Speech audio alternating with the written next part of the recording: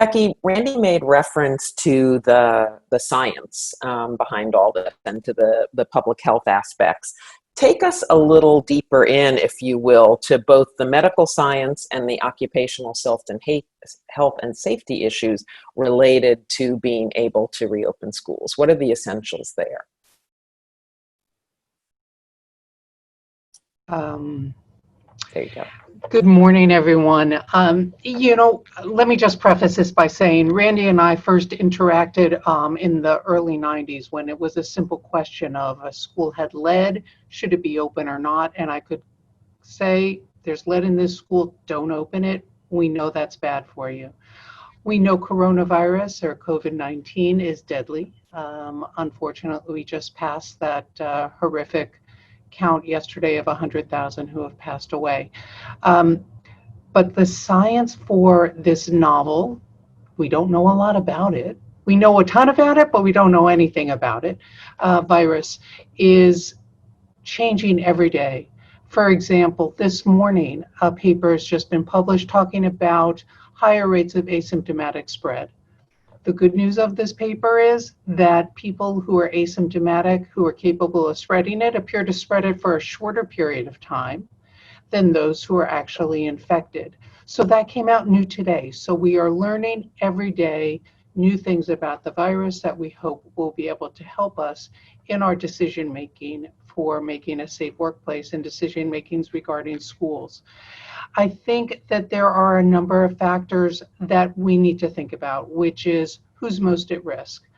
It appears that thankfully children do not appear at at a higher risk for contracting the coronavirus because they have fewer receptors in their lungs for the virus to attach to. That seems like it's something that what's called the ACE receptor seems to develop more as we get older. And that may explain why children don't have as many infections as adults. There is the very concerning Kawasaki-like syndrome that we are seeing in a number of children that can occur many weeks after an infection, or in some children who have been asymptomatic and are then found to be COVID positive. So that's something we need to be aware of. But if we look at it from an occupational standpoint, and because we have a lot of people going in the schools, a lot of adults, a lot of children, a lot of vulnerable people, we need to, as Randy said, on some of the basic tenets, we need to figure out how is the virus spread and how do we mitigate that by our actions in the workplace.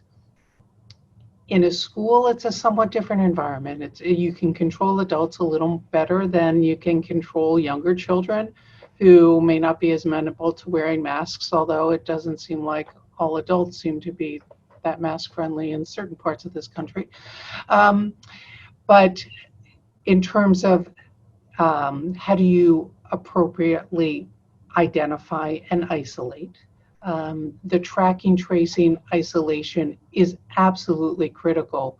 How do we instill the hand washing protocols in every school? Is there water available in every school? And if there isn't water available, is there hand sanitizer available so that students can walk into the school? Because we know there is hand transmission. If someone coughs and they have the coronavirus and then they shake someone's hand or hand them something, then that next person is at risk for the spread. The social distancing. One of the key issues is that we know when people are speaking loudly that there are a lot of viral particles. There have been some published articles about loud speaking and singing. There have been clusters after folks have gone to religious services and have gone to choir practice, or have been in services where they're singing, and that's forceful talking. What does a teacher do? They're speaking to a classroom. They are doing that as part of the nature of their job. So we need to take that into consideration. And if we're going to, is it that we use face shields?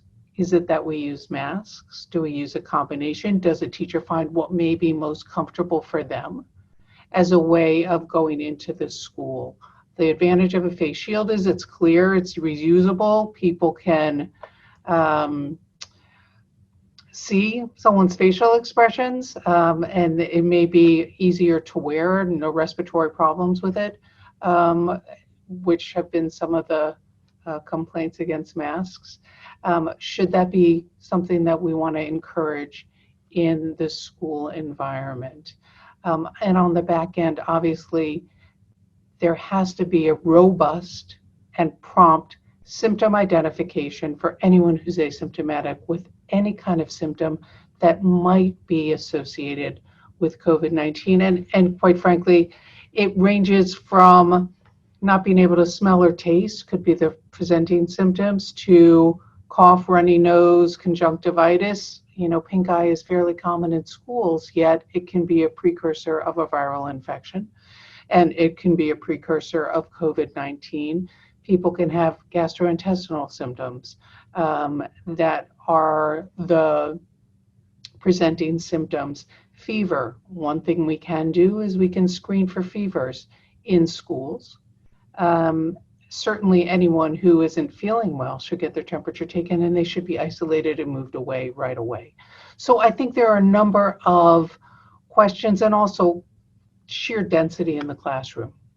How can the classes be organized so that the kids are not on top of each other in a way that allows for some element of social distancing, that would allow for education to take place in a safe environment.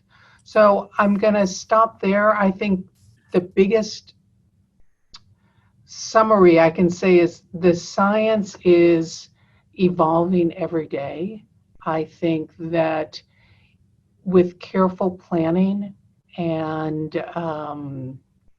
understanding the science and paying attention to what we learn, which changes every day, that plans can be put in place, but they also have to be not set in stone, and they have to understand that what we may have said in January or February is not what we would recommend now because we have further knowledge. Yep. So what we're recommending now at the end of May may not be the same thing that we're recommending in August as schools begin to open throughout the country. And we have to be able to be mobile and have our plans be plastic enough to change as the science evolves, to make sure that there is an adequate learning environment that is safe for the children and the teachers.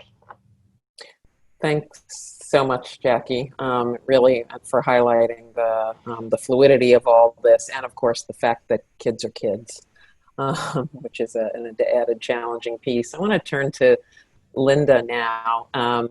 Linda, Learning Policy Institute has produced a ton of resources already that are really valuable, and I wanted to start, if we could, with your analysis of the way that some other countries have started to handle the reopening issues that we've been talking about thus far.